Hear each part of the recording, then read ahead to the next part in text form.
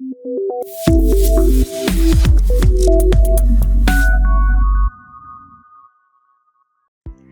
everyone and welcome back to CodeChef. In this video, we will understand how the for loop works, why it is one of the most used loops in programming, and how you can use it to repeat tasks efficiently.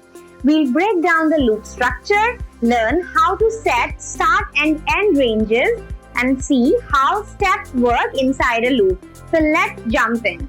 For loop. A for loop is used when you know exactly how many times you want to repeat a block of code. Its syntax is for, then inside bracket we have three parts. First is initialization, then semicolon condition, semicolon update.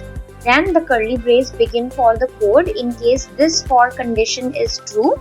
Then the compiler gets inside this curly brace and execute the code which is written there. And then the curly brace for loop code closes.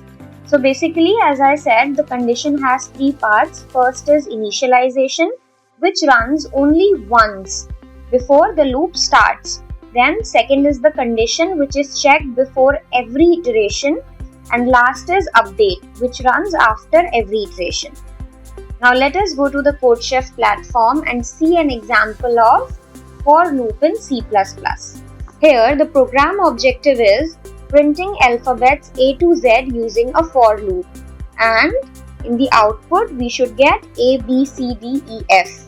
Coming to the code, hash include IOStream using namespace std semicolon int main. Now inside the main function we have applied the for loop. For then char ch is equal to a. So here we have declared and initialized a variable ch and we have assigned the value to this variable a. Then semicolon condition, ch is less than equal to f, that means it will run from a to f, and then ch plus plus. So the loop will keep on increasing its value, like from a to b, then b to c in every iteration. Then inside the curly brace, the code is cout, extraction operator ch, extraction operator endl and semicolon. So after every iteration, the updated value of variable ch will be printed in the output.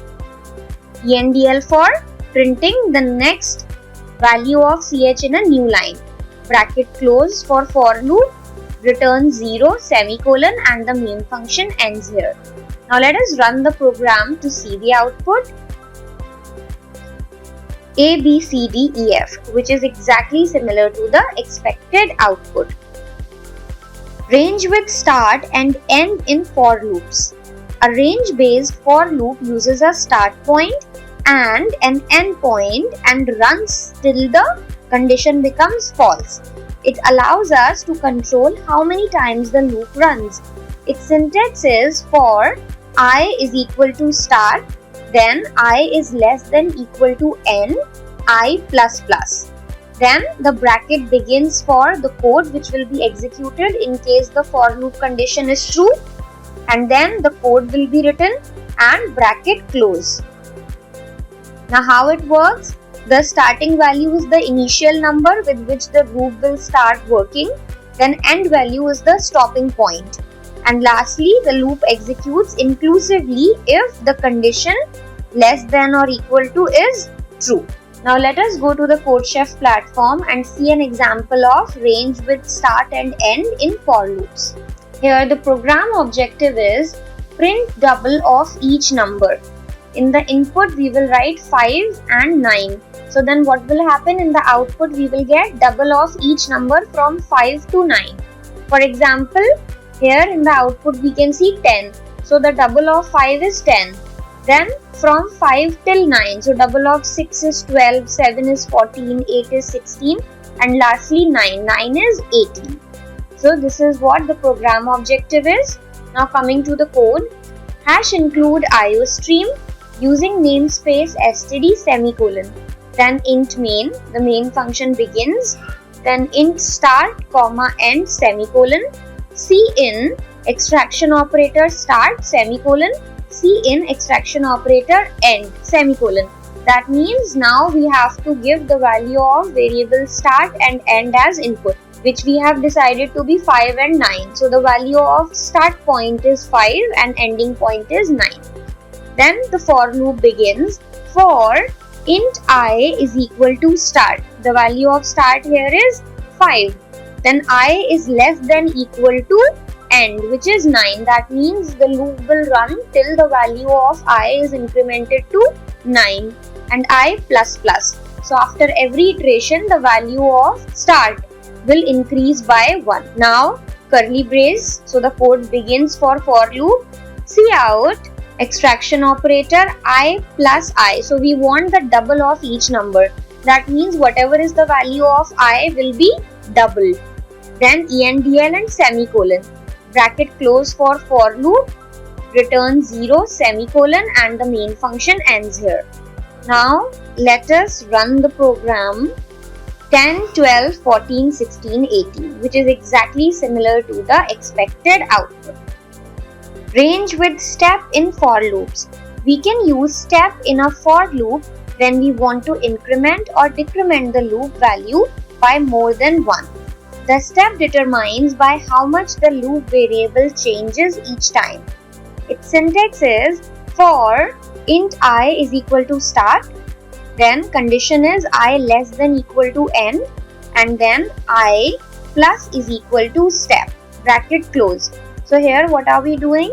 Earlier when we were using I plus plus, then we were increasing the value of I by 1 in each iteration.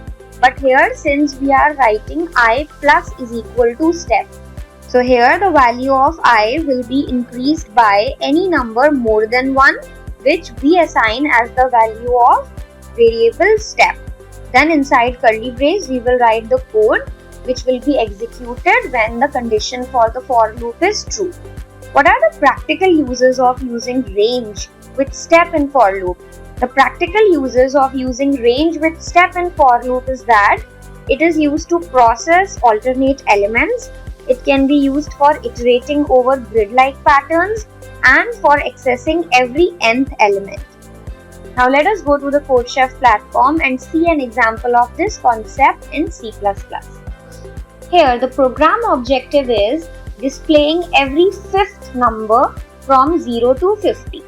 That means we have to show numbers like 0, 5, 10, 15, 20, 25, 30, 35, 40, 45 and 50. So these are the numbers which should be displayed in the output. Coming to the code, hash include IOStream using namespace std semicolon. Then int main, now inside curly brace, int step is equal to 5 semicolon. So here we have given the value of variable step to be 5. Why? Because we have to display every fifth number from 0 to 50.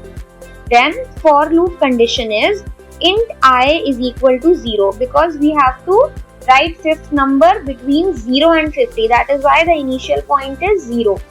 And till 50 we have to check number, so that is why I should be less than or equal to 50. And then I plus is equal to step.